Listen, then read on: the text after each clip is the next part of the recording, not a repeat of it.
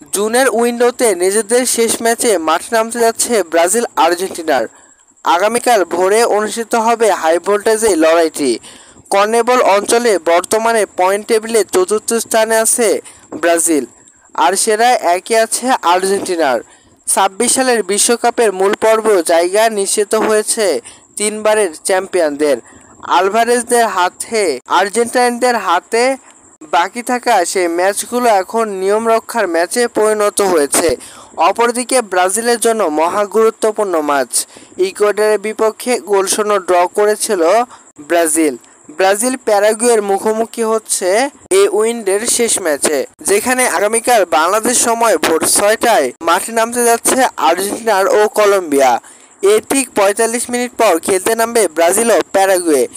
দক্ষিণ এশিয়ার বিশ্বকাপ বাছাই পর্বের ম্যাচগুলো কোনো ভারতীয় উপমহাদেশের টিভি চ্যানেলে সরাসরি সম্প্রচার না করায় সরাসরি খেলা লাইভ দেখা থেকে বঞ্চিত হচ্ছে এই অঞ্চলের ভক্ত সমর্থকরা।